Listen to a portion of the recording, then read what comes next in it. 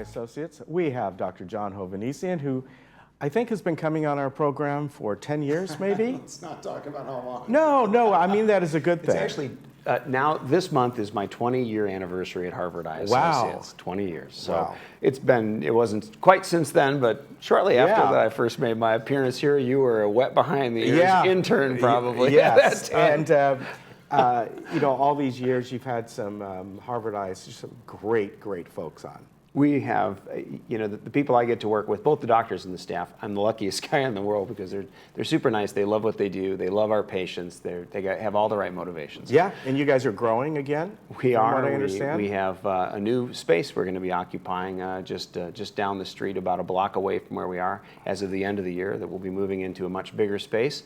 Because we have such wonderful patients, they send us all their friends and relatives, and we grow. We hired 4 doctors this year. Well, I know. We get the WEM on. We had somebody fairly new on the other day. Yeah, Dr. Rouhani and Dr. Doot and Dr. Wong just joined us, and Dr. Isabel Choi, an optometrist who's come on full time. So it's an exciting time. It's wonderful to see young doctors who are really up to date, who share our desire to take good care of patients, succeed and develop their own following and add something really beautiful to the practice, which is a different kind of expertise than we had before, and that's good for everybody. So let me ask you: you're moving to a new location. Are you going to still be in the old one as well? Have 2 offices? We'll actually move. There'll be one new office. It's designed from the right from the ground up with. The patient's experience in mind, and to be a beautiful new, with all the latest technology and room for newer technologies as they come along, to offer our patients. And it'll allow our doctors the space they need and the patients the comfort they need in our office to have a really good experience. So will there be any downtime, because all that equipment has to be moved over? It's incredible how fast they can do this when they're properly. It'll be over the holidays when things slow down just a little bit. And so, as of the first of the year, though, we'll be in the new space. And all right, so you'll be out there with your pickup truck and that's right. I'll be out there. I'll be out there picking up the lasers, right? Bubba, move that laser over here, right? Sure, it doesn't matter if you bang it up, right? You're right. Just kidding. There are very special people who move these kinds of equipment. Well, that's great. Congratulations to everyone over there. Thank you. It's exciting. It's really exciting. So today we're talking about, we've talked about this before, and really conditions that are a result of sun damage to the eye. You and I have talked about many times over the years the necessity, the protection of the eyes. We all know to use sunscreen. But when it comes to your eyes, I'm somebody who's always used sunglasses because my eyes have always been sensitive in that way. I mean, since I was, probably 10 years old. It's the way you're built.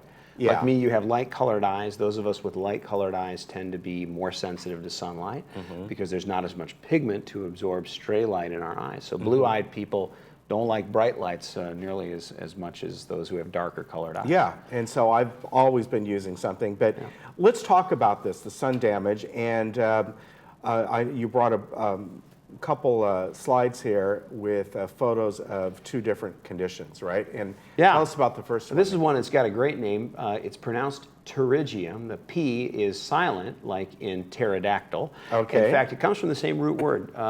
P-T-E-R-Y means wing. And it looks a little bit, if you look at it, like a wing that's spreading out from the cornea, which is the clear part of the eye that covers the colored part. And that wing of tissue that you see in this picture behind us is very irritating to the eye, and it can clearly affect vision because it's going on to the seeing part of the eye. It distorts the shape, and so it's quite a damaging condition. The closer you live to the equator, the more likely you are to get a pterygium.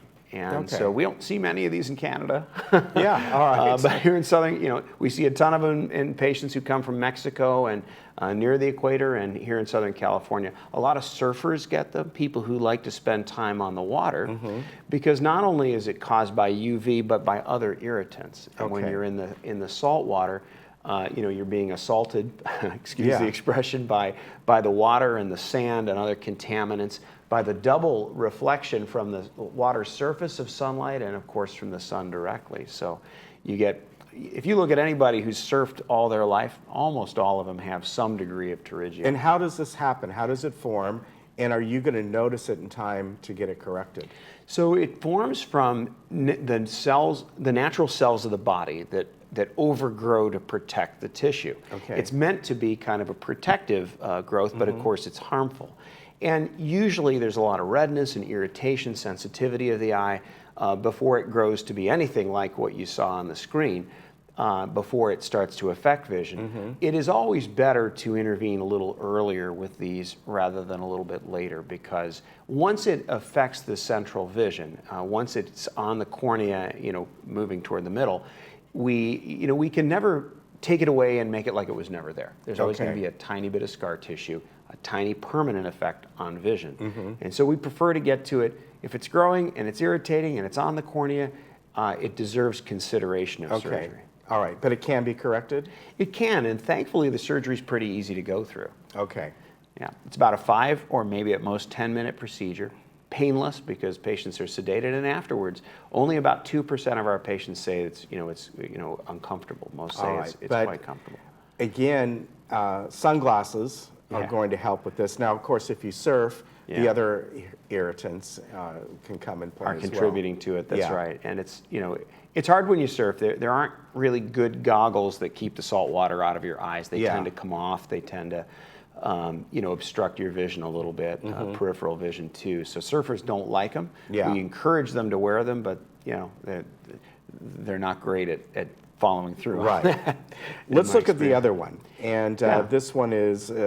You see I guess the blood vessels, but it almost looks like, and I don't know if this is something just because of how the photo is, but the yellowness I see there, is that is part of it? That's typical. Okay. Yeah, so often you'll get yellow. Usually indicates fatty tissue. Okay. And what happens anywhere in our skin and anything that's exposed to the sun suffers what we call elastotic damage. There's damage to the elastic tissues of the body. And then other things will come along and replace it. So like scar tissue or fibrous tough tissue or sometimes fatty tissue. So pingueculum is kind of the same thing as a pterygium, but it's not growing on the colored part of the eye. Okay. And don't ask me why we come up with these confusing names for them, but that's the name. That's the medical industry, right? That's right. We'd be out of a job if it were all too simple, wouldn't it? So a pingueculum also can be raised on the surface of the eye and can cause a lot of irritation. And so we see, most adults who've had enough birthdays have some pingueculum, and most of them don't bother people. But pinguecula can also cause irritation, and there is a very effective surgery to treat that as well. Again, a short 5-minute procedure, fairly painless, a little bit of redness for a few weeks after surgery, but most people return to normal activities the next day after surgery. Okay. So advances in treating these have made it, a problem that shouldn't be a bother for us. All right. It's interesting how you mentioned it's a fatty tissue, because I looked at that and I first thought it looks like an egg yolk. Yes, a little bit. Yeah, exactly. And of course, not all of them are yellow like that. Some of them have, a more pinkish, or they look like a pterygium, like the other photo, but maybe not growing on the cornea. They can have a variety of different appearances, but it's almost always on the side, if you will, sort of next to the colored part of the eye. And sometimes it's usually the inner corner, but also the outer corner can be affected. And either way, they can be quite irritating when they occur. All right, talking about protecting your eyes just in general, we talked about sunglasses. Yeah. Today we're getting onshore winds, and of course in a few days we're going to get those pesky Santa Ana winds. Yeah. Protecting your eyes. Now, on a day like this, it's kind of cloudy out. You're not necessarily going to wear sunglasses, but we could get some high, cool winds. Yeah. But then, of course, we all know the devastating effect of the hot, dry winds, and You bet. certainly if, unfortunately, smoke is mixed in with that as well. Yeah, you're right. Anything that irritates the eye makes these kinds of problems worse. It makes them more bothersome. If you don't have a pterygium, if you don't have a pingueculum, your eyes can be miserable when the Santa Anas blow. And it's not, of course, just the hot, dry air, but you mentioned it. It's whether it's the smoke or the mold or the dust that's blowing with it. It irritates, and and if you've got dry eyes, for example, there's sometimes you're just going to be miserable no matter what you do. Right. And so you need to be prepared with lubricant eye drops and glasses that provide some protection so that you have just a physical barrier, and tough it out. Yeah. One other thing that I want to mention, because you have talked about this before, protecting your eyes. we have a lot of people here, including myself, who do work in the garden. Yeah. And again, on a sunny day, I'm usually out there with sunglasses, so my eyes are protected. But you know, I was thinking about, I think about John Hovannisian all the time, and I thought, no, what I'm saying is, when he's having nightmares, yes, this is what happens. Is the other day I was, you know, pruning a tree, a rose bush, all this, and in the back of my mind, I'm going, okay, he's telling me, you know, make sure I protect my eyes, because it can be even worse to get a little bit of wood material, something, or a thorn. Ken, that's in your not me. eye. That's your conscience. That's my conscience. Yes. So but it has stuck with me. You know. Yeah, that's good, because some of the worst injuries happen from plant material. You know, Yeah. they say vegetable material. If it impacts the eye, is a common cause of fungal infections. Okay. And we don't normally think about a fungal infection in the eye. But they're devastating, and they're hard to treat. They take months to eradicate if we can, and they can destroy the vision in a matter of weeks. Right. So if you have an injury with plant matter, with, you know, any kind of eye injury, it's worth it to see your eye doctor to have a look and get you on the right drops. It's usually just eye drops that will control or stop infection from happening. Okay. And protect you. All right. One more thing, since we're kind of on the subject. People swim year-round. Yeah. And, you know, many pools, not necessarily for here, but you go in nowadays, the newer pools are saltwater pools. Yeah, many of them And are. when we were on our vacation up in Alaska, the resort we were at, it was a saltwater pool. Oh, they're so great. And yeah, it is. You're a little more buoyant. It's cleaner. It certainly irritated my eyes more, but, you know, I got goggles. Yeah. And how important it is to be wearing goggles when swimming, It's whether vital. it's chlorine or It's saltwater. vital, you know, and take out contact lenses is the other lesson. You know, if you wear contact lenses and you're getting in a body of water, you just have to take them out. Okay. Because, so, you know, I swim about 5 days a week. I'm in the pool in Laguna Beach, the community pool, and I never go in any pool without goggles because even an adequately chlorinated pool can still harbor devastating organisms that can just destroy your eye. Okay. One example, and there's been a news report, a few news reports lately on it, is an organism called acanthamoeba. It's an amoeba, and it infects the eye. It's exquisitely painful and very, very difficult to treat. What we literally have to put in the eye to treat it is pool cleaner, a chemical called PHMB, and if it sounds irritating, you bet it is.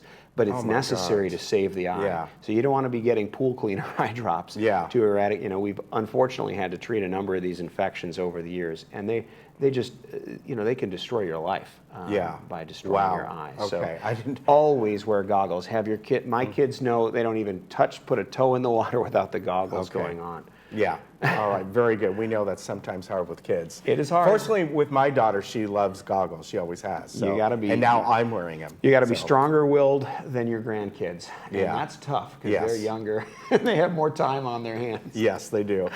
Sir, thank you very much. It is a pleasure to see you. Always good to see you. Always good you. advice. Thank you. And It's nice. say hi to everyone. And then once you Will get to your do. new facility, do you have it's going to be over the holidays? It'll be over the come holidays. over there We'll send an announcement out take a with little the address. tour. It's just the other side of the hospital, very, very close by, right on the bus line for Laguna Woods Village to make us accessible even to those who don't drive their own cars. Very good. Take care. Great. We'll be right back.